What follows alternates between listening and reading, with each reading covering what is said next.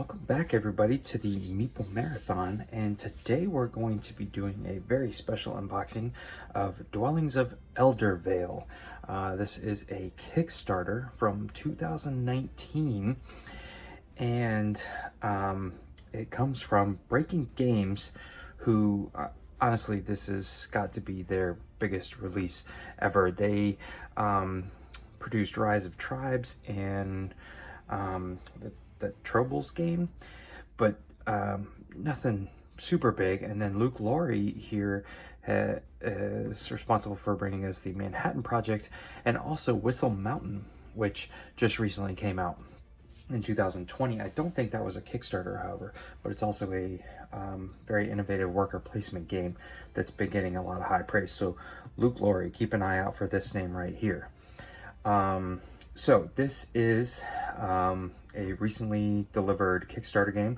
This is just the standard edition, I guess you could say. It is the alternate cover here. The upgraded editions came with really the only thing I'm missing are the additional meeples, and then or not meeples, the additional miniatures for the monsters.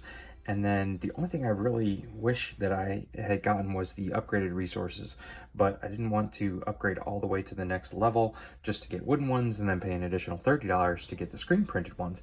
Where in fact, I believe I can go to, I know there's a company that is selling the screen printed wooden resources for this game for $30. So if this turns out to be that is an amazing game and I want those resources, I'll just go out and grab them.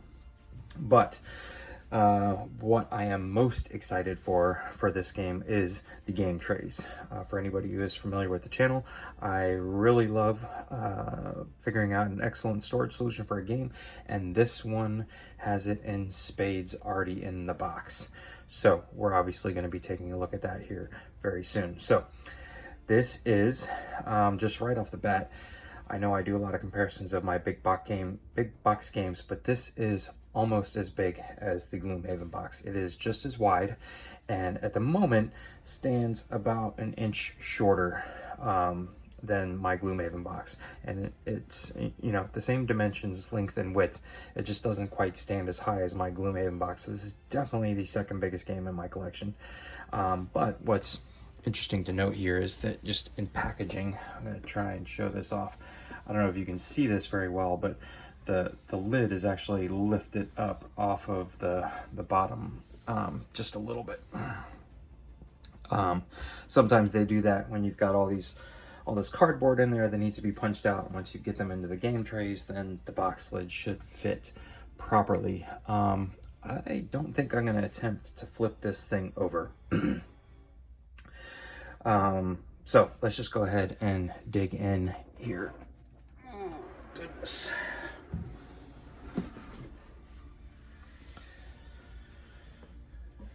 All right. So right off the bat, I see some game trays here. So we've got Rules of Play. We've got the Ghosts of Eldervale. This is the solo rules, essentially. This is like the AI that you play against. And then an appendix. So I really like that they have, you know, Fantasy Flight does this, thrown an appendix as a separate manual. Because basically once you get your hands on the game, or, you know, get used to playing the game, you should only need the appendix. So let's take a look at the rule book here. I have looked through the rule book in digital format, and one of the things that I noticed on the back here is this nice little setup showing you how to put together the game. I believe there is, yes. There is also this guy here. First time setup shows you how to, where everything is supposed to go and all the trays. Very exciting, much appreciated. So there's that, but on the back here, it kind of shows you how to fit everything back in the box. Now what's interesting is they have these two trays here, and these are for the deluxe and legendary monsters. These are the miniatures that I chose not to back. You know, my reasoning behind that really was like, I have so many games with miniatures now, and I know these came with a wash on them. Most people probably aren't going to paint them, but I just felt like this is a really unique worker placement game, and the miniatures really weren't adding that much. They were super cosmetic.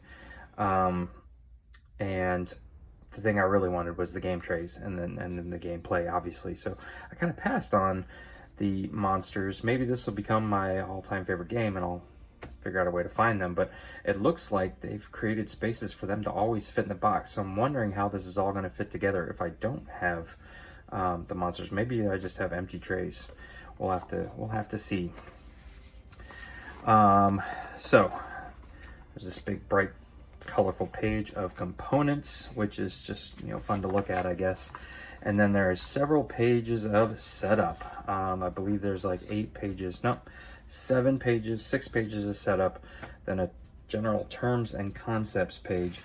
And if I remember correctly, yeah, how to play doesn't even come till page 8, and that's about 10 pages of rules. The rules, however, are pretty simple for this game. This is essentially a worker placement game where you place your workers out. If you happen to place them in a location with someone else's worker, then a battle ensues. But otherwise, you just put your worker out. You do what the tile says. But then, I know this is not a, you know, revolutionary mechanic, but these guys are this game is becoming popular for this recall or regroup. They term it as a regroup action, but basically you draw all your people back off the map and back onto your board. But what's unique about this game is that you're building up a tableau of cards. They call them, you know, the adventure cards, and as you regroup people, you can place them on these cards, or you have like a starting card that always has a certain basic actions on them, but you actually take actions as you place these workers on these adventure cards as you regroup them. So, you know, regrouping isn't just bringing them back, which can be a very boring, but, you know, it's almost like in Small World when you have to put people in decline. You know, it's not very much fun. It's not a very fun turn. You just flip everything over and then your turn is done. The fun comes in the next turn when you get to pick a new faction. But this one, the regroup phase, is actually probably the most interesting part of the game. So, you basically have your placement rules and then your regroup rules, and that's really it. So then they talk about, you know, taking the card actions, placing out dwellings, obviously that's the name of the game, and then there are these free actions that you can take, and that's pretty much it. I feel like this game is going to be very easy to explain to other people, but the strategy is going to be very in-depth to try and you know, be at your best. So yeah, we're looking at about 19, so 11 pages worth of rules. Not too bad. Again, I've read through these, and they do there seems to be a lot of text here, but you get through pretty easily. They cover everything, really. I don't have any questions after reading through the rule book just once. So then there's all these alternate game modes, playing with mercenaries, the Mother of Dragons mini expansion, the Frost Giant. I do not have that because that came in the Legendary Edition. 2v2 drafting, doorways, tactics, and of course the sound effects bases. This is another thing that was just a little exorbitant in my opinion. But if you went the legendary route, you got these miniatures that can go on these bases, and when you push down on them, it's like the Staples "I can do that" button, and it just makes sound. In my opinion, entirely unnecessary. And I've got enough trouble storing games away here in my game room, so I didn't need to take up the extra space. Anyways, here are the rule books. So let's set them aside. And where to go next? So these appear to be just player reference sheets. I'm pretty sure these are all the same. So just something to give to somebody, how to do a battle, how to score, place a unit, regroup, and free actions. Seem to be nice, kind of heavier weight. Good to go. These are simply just cards that they decided to change them at the last minute, so they threw these in. That's why they're sitting on top. Okay, now we get to the good stuff here. These are what are these called? The dungeon trays. they're calling them dungeon trays. So each element that you're playing with, the adventure cards are going to sit here, and then the treasure tokens are going to sit here. Obviously these are game trays, quality stuff here. So like the lids snap on. You know, nothing's going to fall out while you're, you know, just that click right there is just so nice. Really excited about these. So there's 2 of these, essentially enough room for one of every element. And then we've got a whole bunch of cardboard here. These hexagonal tiles are the map tiles where you're going to place the workers out. All of these symbols represent things that can happen, or treasure tiles you pick up, things like that. This is where you can put out your dwellings. And these are the resources. These are my resources, just cardboard chits. And my monsters will be standees, but I think I'm going to be okay with that. I know I keep kind of harping on it, but... okay, so let's set this aside, and we're going to come back to all this cardboard here in a minute. What do we have next here? All right, this is the this is kind of the scoring board, essentially. Yeah, I'm gonna leave it like this, turned better, even though it's not upright. So this is, you know, all the elements that are in the game, and as you work your way up the elements, these numbers in the middle represent how much scoring you're gonna get for those particular elements. So the higher up the track you get, obviously the more points you're gonna score. And then if you're the first person to reach the top, you get these orbs, which you can see here are like you can gain rewards from. And what's interesting is that if you're playing in the larger multiplayer games, I think it's like 3 or more, you actually you're not given enough tracker tokens to go up every single track that's in the game, and you don't use every single element in the game. So like in a 2-player game, you actually only use half of them. And then a 3-player game, I think you add 1 more, but you can only go up 4 of the tracks. So you got to decide which one am I just going to ignore for the game. Anyways, glory track here. Every time you win a battle, you move your way up here, gives you more stuff. And anytime you are defeated in battle, your workers go to the underworld here, but you gain a sword, which can help you later in battle. And then along the outside here is the scoring track. So that's really the only board that sits out during the game, because everything else, the map, is created by those modular tiles that we just saw.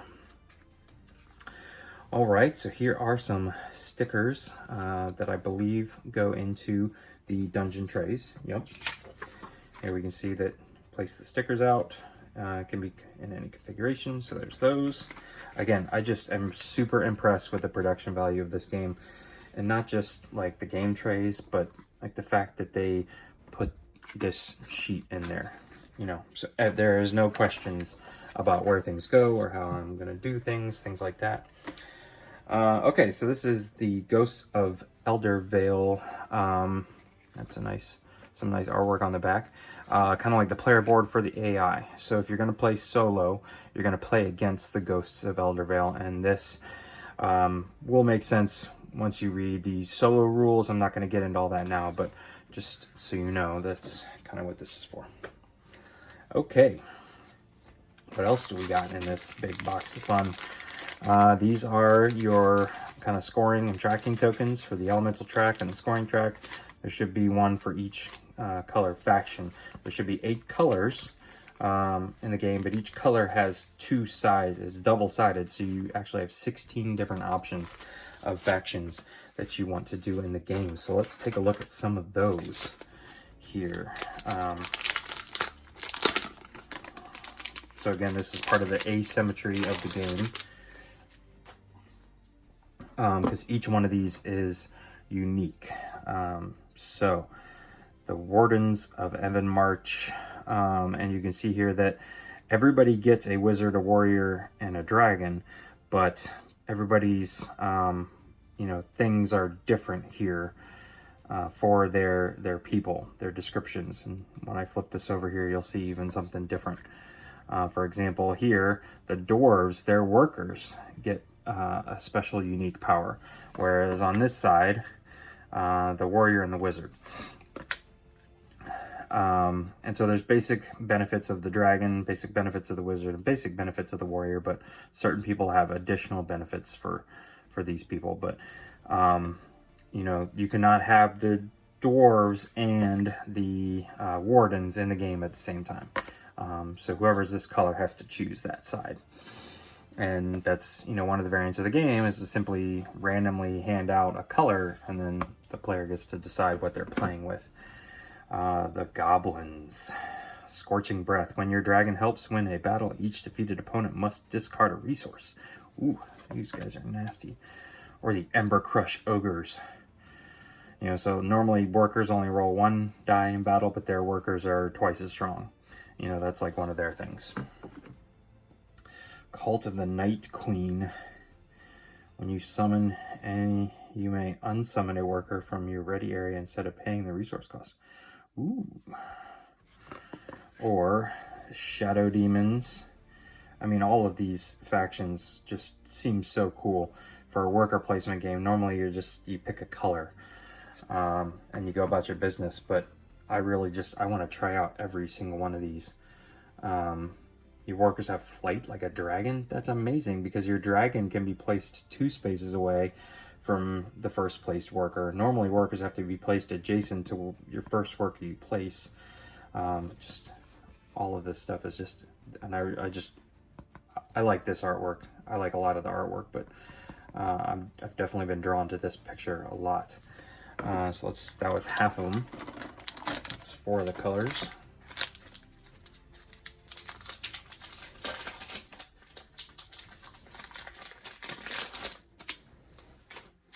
All right, what else we got here?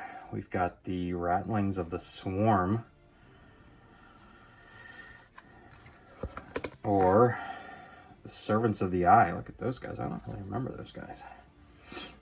They're creepy. Okay, the Elves of Briardell.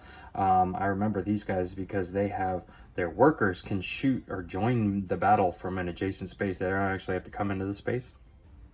They're essentially shooting at you with bows and arrows, which means if you lose, you don't lose them to the underworld, which is interesting. Or the Trolls. When your dragon is in battle, you may re-roll any die that is result in 1. That's cool. All right, the Clerics. And the Pride of Bastet. Yeah, these guys are cool too, because it's like cat people. And then last but not least, this is another cool faction, the Pirates of Nightmare Cove. Or the Atlanteans, also another just cool faction, cool artwork in general. So those are the 16 factions out of the 8 colors that you can choose at any given point in time. Now, what's awesome is that these are the player boards, or not player boards, but player trays essentially. And when you're storing these away, you're going to take one of these and just pop it in there, and there's your lid. So it's not quite as nice as some of these other lids, like the standard lid, but it works. And it just is one less piece of plastic that you need to worry about. I have heard some people talk about how, you know, kind of popping these in and out, and I can see now what they're talking about. These are a little stiff. Yeah, and I could just see how over time, you know, even just that little bit, you know, is gonna muck up your thing. I don't really know what to do about that. You know, you can't sleeve these. Can't really spray them with anything. I don't know. It'll be interesting to see down the road what Breaking Games has to say about that, because I do like, you know, the setup, and I do like how they made use of that. But that is something to take into account. But you can see here in the player boards, you have your basic worker meeples, a spot for them, a dragon, a warrior, and a mage. You can slot treasure tokens into here, but here then is where you can collect your resources. Your dice are going to go right. There's literally a spot for everything. These are for the little rooftops to create your dwellings. I'll certainly show off a video of all of this stuff in its proper spot at a later date, and all this stored away because it's just going to be a beautiful, beautiful thing in my opinion. So excited about this. Okay, so we should have 8 of these player boards. 2, 3, 4, maybe even more. So these, I'll just get these out of the way, are for your resources when you're not using them. So this is like the supply. And so there's actually 2 of these, so you can kind of spread them out throughout the board. I mean, throughout your play area, or if you're like me and you're probably going to play a lot of solo, you only probably need to get 1 out. All right, so let's see here. That is 1, 2, 3, 4, 5. Okay, yeah, 6, 7, 8. 8 player trays. Okay. So here are the roofs. These fit over top of the meeples and create your dwellings, which essentially means that you are advancing towards the game end and you're scoring points, but you're also losing a worker. But these are little plastic roofs that then fit beautifully on top of the workers here. So let's just take a look and see what that looks like.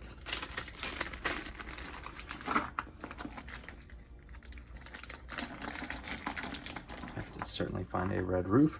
So here's your worker, beautiful, like screen printed meeple. I think this was something that came about as part of the Kickstarter because they did so well. Otherwise it would have just been a normal meeple. But you take your roof, and these are kind of rubbery. In fact, they've got a little squishiness to them, which is nice because they'll flex over top of this guy. And he is now a dwelling. He is no longer a worker.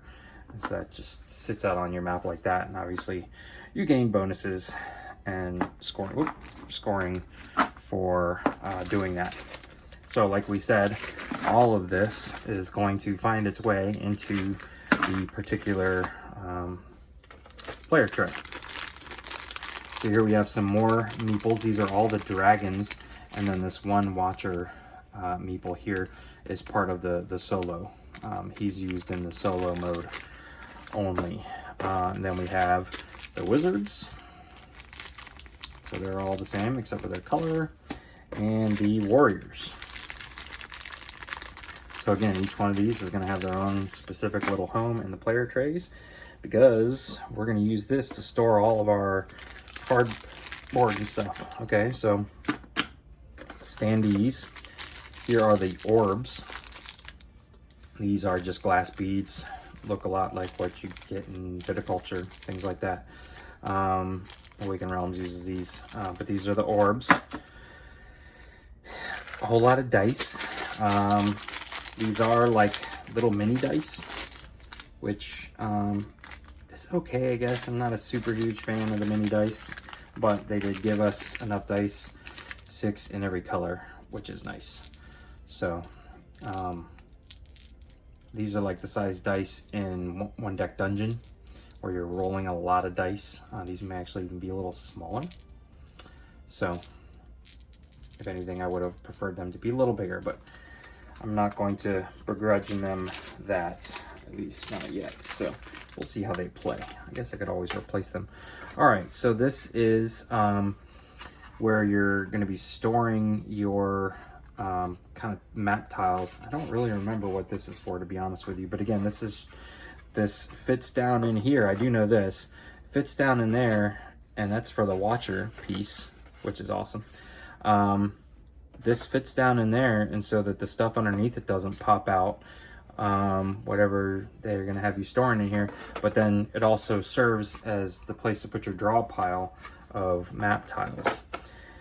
And then it looks like, you know, places to put more map tiles and a whole bunch of other stuff.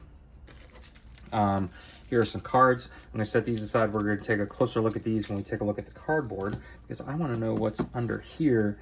I'm thinking these are just empty, but I'm thinking that yes, this is where the monsters would go. So essentially I have a box that's going to be half empty. I'm not 100% sure how I feel about that, but yeah, this is just an empty box.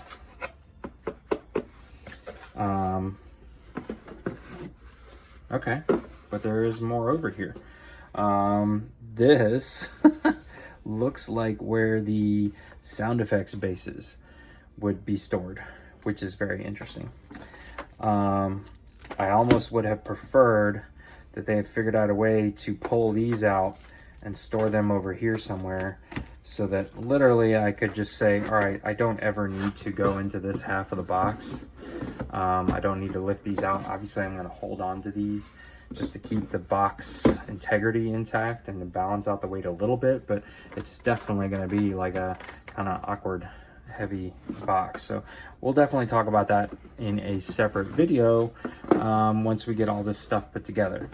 But let's zoom in a little bit here and take a closer look at the cardboard and the cards. Okay, so here's a closer look at all the cardboard in the game. Again, all of this stuff here is like the resources that you can gain, and then all of these here in the squares are the treasure tokens. So basically you go to a specific spot and you're going to be able to see what you're picking up. And so obviously you pick this up, you could trade this in for 2 of these. Gold is like a wild resource in the game, essentially counts for anything. I'm not 100% sure what these are for, but again, here are some of the monster standees for the game. This guy was a cool miniature, I'll have to give him that, but again, I felt like I had enough miniatures in my life. I do like to see the fact that it would have all fit in the base box, in the main box, but anyways, these are the tiles that obviously come out during the game. You're going to take these in their specific color and put a stack of 3 every time one of these comes out, and you build the map out. You put a 3 stack of treasure tokens on it, and then this is the cost of what it takes to turn one of your little meeple workers into a dwelling. And if you do so, you get this bonus on the elemental track.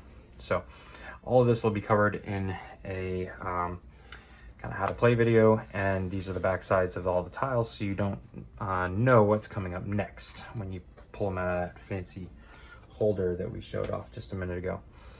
So again, here are just some more. The artwork on these is really nice. It's not too busy, but it is just they're very definitive in their colors. And again, okay, so these are tactics tokens. Maybe that's what these are. And a blank one right there. So again, just more treasure tokens, more resources. Each elemental tile has its own, or each elemental section has its own set of treasure tiles. And again, another blank one. But yeah, more tactics tokens, more gold, more of everything, really. As we just take a look at everything here. Okay, so these are, and this is the last one, right? Yeah, this is the last one. So these are your basic starting tiles. These are always going to be part of the game no matter what element you play with, and these are always going to be out at the beginning. These aren't going to be like randomly shuffled in. You're going to have to wait for them to come. So these are like the starting locations that everyone should become familiar with. This one gets added in only if you're at 4 and 5 players, and this one here is one of the little mini expansions that was included in the Kickstarter. And then I think this also is the Mother of Dragons mini expansion one here. So pretty much in a 2-player game, I'll always be seeing these 5 right here, which cover all the basic actions that I might do. But that is all the cardboard. Let's take a closer look at the cards. Okay. So what you're seeing in front of you now are all of the adventure cards of the various elements. Each element gets their own set of adventure cards. And so when you're playing the game and you've chosen what element you're playing with, you're only going to play with those, obviously, sets of adventure stacks. Each stack is uniquely colored to a degree that the backs you can easily tell what they are, but they also all have this basically starting card, which is called the door card. And so these are always going to be the first card that you see if you are playing with that element. And I think they made them look like a door on the other underside, so that's like a closed door, because you'll start the game being able to see these sides, and then everything underneath will be shuffled up and come out at random during the game. But these again are the cards that have essentially spaces and actions that you can take when you regroup. So if you put a worker here, whatever you put here, token wise, you can put one of those treasure tokens here, and then that becomes like a payment you have to make. That's what the symbol means. But if you place an orb here, then you can get 3 scrolls for free. The orb essentially, when it's placed like this, equals 0. But again, you have to place a worker here. So once you've set up this card, say you put a single scroll here, treasure token, then essentially as you bring a worker back and you choose to regroup them and put them on this card, then you essentially gain 2 scrolls, because you're paying for 1, but then you would get 3. Or you could make this a gem or something, or a sword. Say you're really pushing to get scrolls, whatever it may be. All of this stuff over here is what you have to pay to get this card. So you actually have to pay 3 scrolls to get this card. And then you're going to go up, obviously, on this elemental track for gaining this one. But then this one's, for example, is a passive bonus. Every time you place a unit in the fortress, gain 2 swords. And I believe with this box here, you can also put a treasure token here and change what resources you get when you go to the fortress. And so all of these symbols here that have like a worker are ones that you can bring a worker back and place them on to activate. Other ones are passive, and they tell you how to gain those things. So again, just this really interesting, and for example, this one you have to place the warrior on to get this bonus at the Citadel. These ones with just a simple worker on them, you can put your upgraded meeples, the warrior, the mage, or the dragon on when you regroup, but you could only put the warrior here. I'm sure there's some here for the mage, maybe not. I know there's some somewhere, but again, all of these cards, and I'm not going to show all of them off, that would just, I think, take too long, but all of these are very unique. For example, this one, you're taking a chance. And so here you're rolling a die, and what you get you could be getting victory points, or you could be getting double resources. And if you take an orb, remember these orbs are like really valuable items, and once you place them on like the reward track, you've lost it. Or once you place them on a card like this, you've lost it. So you really want to decide how you want to spend your orbs, because you may only get 1 or 2. But if you kind of beef up this card by placing an orb on it, you get to roll twice and get 2 bonuses. So again, just these adventure cards really are kind of what set this game apart from others. I honestly can't think of any other games. Each turn you may reroll 1 die. So this is just like a passive ability that allows you to reroll a die. Those are almost always used in battle, but I guess you could use them for things like this. Again, how each of these factions is so unique in their own right, all the way down to these adventure cards, and how the meeples work and things like that. But then there's this regroup action, and so much is going to happen on your turn that you draw your workers back. It's that's a cool card. Bay of Sharks, and this is, I'm assuming, the Atlanteans. So again, just a very unique underwater card. The artwork here is really nice.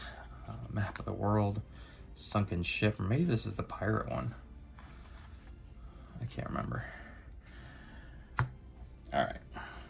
Brass door, and this symbol here means that you would gain this benefit if you are the leader on the fire elemental track.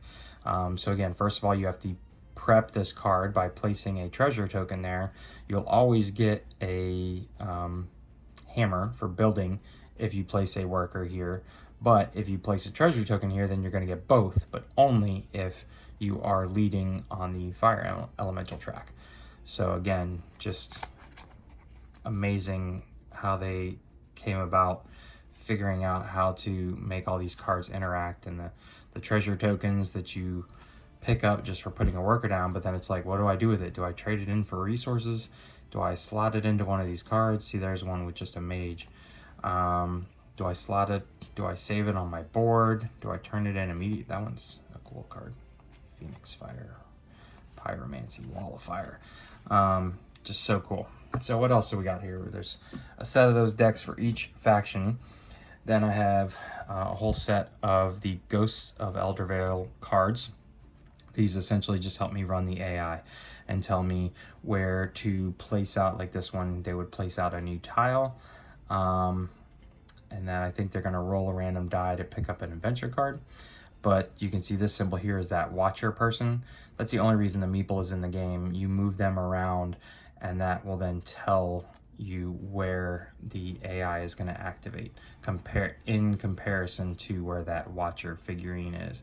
So these obviously need to get shuffled, but like this one says, put them directly on the dungeon card. And then there's some place new realm, new adventure card. I think these are just place workers out. Pretty straightforward. Construct dwellings. So they're trying to do everything you are. Reshuffle, mage tower. So, you know, they're hitting all the basic locations. Again, that's just the AI deck for the solo play. Then we have these cards. They all have the same back on them, but these are all your starting cards. So these all give you your starting locations that you can, when you regroup, come back to. So you could essentially have no adventure cards and still get some stuff done. The summon action is how you get your additional workers, but also your special meeples here. You don't start the game with a dragon. You have to do a summon action on a regroup phase and pay 2 crystals and a scroll. Gather is, you can get a crystal here, but again, you can slot a treasure token into there and always get, if you do the gather action on regroup phase, what is there. And this is dwell, this is turn a meeple into a house. So there's just one of these for each elemental faction. All right, and last but not least of these large cards here, there is this one that I set off to the side. This is a Mercenary Card. Since I didn't do the add-on of the Minotaur, so I only have one Mercenary. I don't know if this is really a variant that I'm going to play with often, but these are all of the monster cards. Remember, there's just standees, so on the back side here, it's just really nice looking artwork. There's the guy from my cover. This is probably one of the cooler miniatures, the Living Storm, that I do remember. But basically these are just telling you, let's look at somebody a little more straightforward here. Chaos Beast. Okay, so the Chaos Beast is going to be rolling 4 dice in battle. Pretty sure this means if you defeat him, you go up on the glory track, and you also go up on the purple element track. And diseased at the end of battle, each unit that fought the Chaos Beast is placed in the underworld, even if the Chaos Beast is defeated. Okay, so no winners. And each of these guys has unique things that you have to deal with. But essentially, when a monster comes out on their particular element card, you place this card next to their standee or miniature, and that tells you how they activate. Pretty much they just sit there until you place a worker near them or in their space, and then they come at you for battle. That's really the only thing they're there for. But yeah, those are the monster cards, and the only other thing left are these smaller cards, which are the magic cards. So these are all gonna like give you things like play after you roll dice. For any reason, you may flip any of your dice to the opposite face. This is a spell. You're gonna have to pay for it by either being on the 3rd level, I believe this is, of the light track, or paying 2 crystals. I believe you start the game with like 5 of these, and you can gain more throughout the game. But these are kind of like game changers. These are what you keep hidden in your hand when you're playing multiplayer and can surprise people with. So these are all the magic cards. I think they made them smaller so that you weren't to confuse them with the adventure cards that you can place meeples on. You can't place meeples on these guys here. So yeah, that is all of the cards in the game. Very good, very good. Okay, so I didn't want to leave you guys without just a little taste of what the player boards will look like all set up. Again, I plan on doing a full video on how this game stores away and what it all looks like with everything in the game trays. But I just put together just this green one just so you guys could see. This is essentially what they're going to look like when they're stored away during the game. You'll have your resources in here, and you can even see that it says max 5, max 5, max 5, max 5.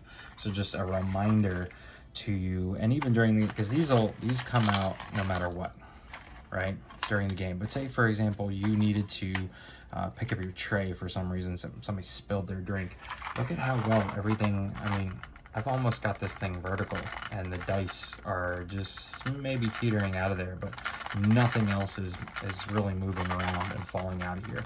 So like if you need to, oh crap, somebody spilled their drink and pick this up, nothing moves. It's amazing. But at the same token, like these meeples are still, they're not like, you know, they're not hard to get out. These dice, you know, as you push them this way, they just kind of slide right out because there's a curve there.